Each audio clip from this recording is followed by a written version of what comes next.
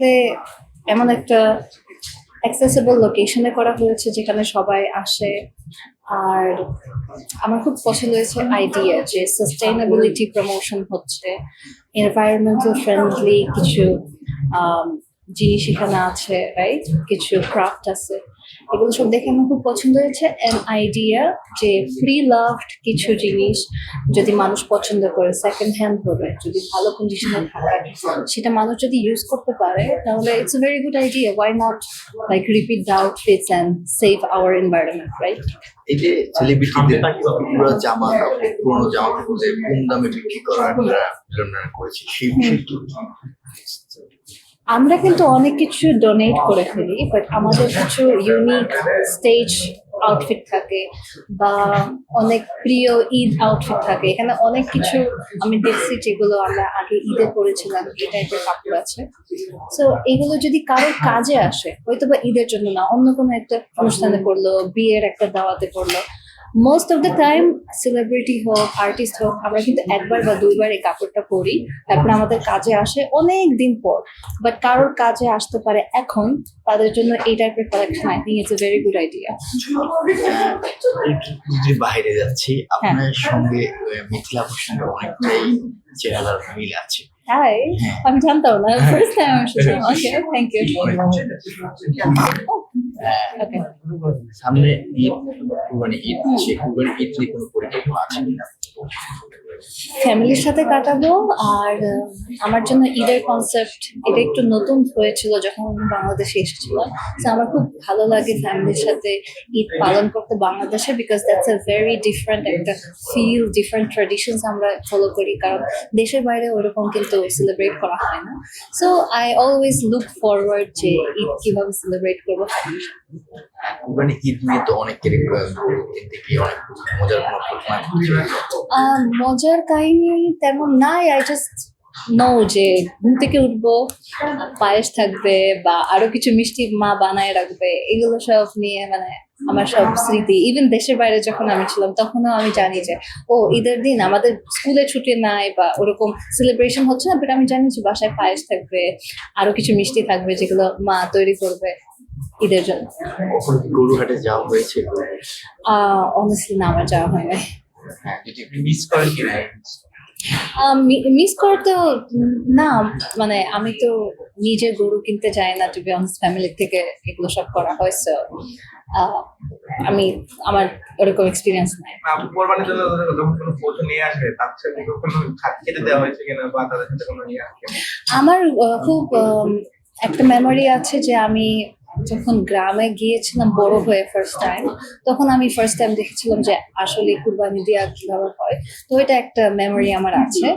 But তাছাড়া আমার খুব বেশি ইন্টারেস্টিং স্টোরি কুরবানি নিয়ে বলার নাই। কিন্তু পার্সোনাল বিষয় নিয়ে জানতে চাচ্ছি, কখনো কি প্রেমে পড়া হয়েছিল বা হ্যাঁ, কোনো প্রেমের অফার এসেছিল কিনা? ডেফিনেটলি এসেছিল, বাট আমি এই টপিক নিয়ে ডিসকাস করতে চাই না। Thank you. সামনে তো সাকিব খানের নতুন সিনেমা আসতেছে হ্যাঁ অবশ্যই। হ্যাঁ হ্যাঁ, অনেক মুভিজ আসতেছে and I am very happy with how the industry is growing. কারণ আমরা শুধু ঈদে না, এমনি মানে পুরো বছর ধরে আমাদের নতুন নতুন কন্টেন্ট আসছে, নতুন নতুন মুভিজ আসছে। যেটা আমি যখন আমি বাংলাদেশে এসেছি 10 বছর হবে, কিন্তু যখন আমি ফার্স্ট টাইম বাংলাদেশে এসে শেয়ার মাঝিয়ে করেছি, তখন আমি মুভি কি আমি ঠিক মতো মিউজিকও পাচ্ছিলাম না যে মিউজিকটা শুনে আমি কিছু পারফরমেন্স করতে পারি। আর এখন it's really nice to C how everything is growing, সেটা মিউজিক ইন্ডাস্ট্রি হোক, সেটা মুভি ইন্ডাস্ট্রি হোক, কন্টেন্ট ইন্ডাস্ট্রি হোক। সো আই হোপ আরো বেটার কিছু আসবে।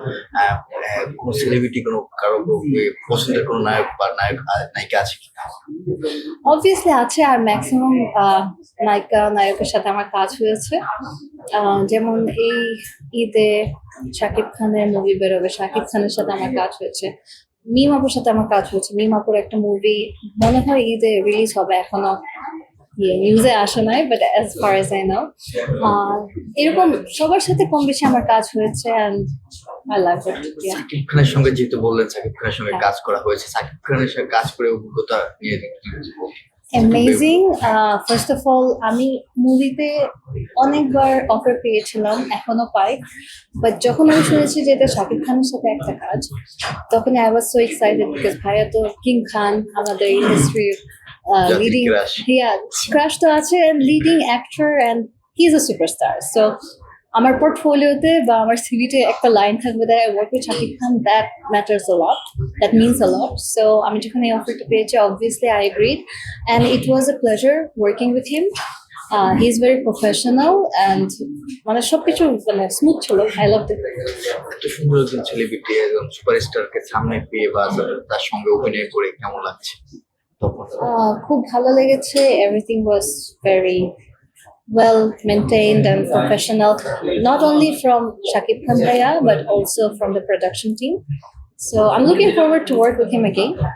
শাকিব খানের কাছ থেকে কোনো টিপস পেয়েছেন কিনা, মানে Something আমি শিখেছি, মানে that's what I call professionalism. He's like one take artist. So হয় না যে মানে আর্টিস্ট টেক দিতেই থাকে no, মানে আমি প্যারা খেয়ে যাচ্ছি যে আমি কোনো মিস্টেক করতে পারবো না, because he is one take artist. When he does it on one shot. So something that I really liked about him, something like সবার এরকম করা উচিত যে একবারে ক্যামেরার সামনে দাঁড়ায় একবারে শটটা দিতে হবে সুন্দরভাবে। That's something he does. Shakib Khan মানে বরাবরই মানে নিজেকে নতুন ভাবে প্রেজেন্ট করছে, মানে একটা মুভিতে এক একটা লুক। আসলে লাস্ট যে মুভিটা আসছে রকস্টার, এটাতে তাকে ভিন্ন একটা লুকে দেখা জিনিসটা কেমন লাগছে এন্ড তার লুকটা অ্যান্ড যে কোনো আর্টিস্ট, শুধু শাকিব খান না, মানে যে কোনো আর্টিস্ট যখন নিজেকে একটা লুক থেকে ক্যারেক্টার থেকে ভেঙে অন্য জায়গায় নিয়ে যায়, that's very amazing and remarkable work, যেটা আমি খুব অ্যাপ্রিসিয়েট করি। সো আই হোপ এরকম এক্সাম্পল ভাইয়ার সবাই ফলো করবে আর নিজেকে ভেঙে ভেঙে নতুন ক্যারেক্টার দেখাতে পারবে। That's very good job. যখন এই লুকটা দেখলেন শাকিব খানের রকস্টার, মানে কেমন লেগেছে আপনার কাছে? খুব ভালো লেগেছে and I am looking forward to Rockstar movie. সামনে তো ফিফা বিশ্বকাপ, জি সামনে ফিফা বিশ্বকাপ শুরু হ্যাঁ, আর মাত্র কিছুদিন, আসলে কোন দল সাপোর্ট করা হয়? বিভিন্ন সময় বিভিন্ন দল সাপোর্ট করা হয়।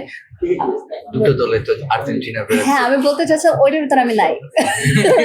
আমি ওইটার ভিতর নাই। বেসিক্যালি যারা জানে না, আমি বড় হয়েছি রাশিয়াতে। So football craze there is on different level. হয়তো বা রাশিয়া এই বছরে ওয়ার্ল্ড কাপে নাই, বাট আমি ছোটবেলা থেকে ক্রিকেট না দেখে ফুটবল দেখে বড় হয়েছি। So I understand how important it is for football fans. Last time আমি সাপোর্ট করছিলাম ফ্রান্সের টিমকে। এই বছর দেখি, মানে আমি খেলা দেখে বুঝবো। আসলে যেহেতু রাশিয়া, হ্যাঁ, মেসি নাকি রোনালদো? এত কন্ট্রোভার্সিয়াল কোয়েশ্চেন কেন আমাকে জিজ্ঞাসা করবে, তারপর কমেন্ট ভরে যাবে। না, আমি কিছু বলবো না। আই লাভ আচ্ছা, দ্যাট। যেহেতু আপনি রাশিয়ার কথা বললেন, রাশিয়া তো 2018 সালে যে বিশ্বকাপ হ্যাঁ, খেলেছে, হ্যাঁ। তাদের খেলা কি দেখা হয়েছে, কেমন লেগেছে? অবভিয়াসলি, অ্যান্ড যেহেতু আমি ওখানে বড় হয়েছে, আমি আমার ফ্রেন্ডসের সাথে তখন যেতে পারি নাই, but I was in a connection. সবাই বলেছে যে মস্কো একদম ডিফারেন্ট হয়ে গিয়েছে, and it was a different level of celebration. Obviously আমি তখন গেমগুলো সবকিছু ফলো করেছিলাম। So yeah, I am looking forward to FIFA this year as well. আসলে ফিফা আসলে আমাদের দেশ সহ পুরো পৃথিবী একটা অন্যরকম আমেজ সৃষ্টি হয়ে যায়। এই ফিফা আসলে কোনো ধরনের কোনো ইয়ে থাকে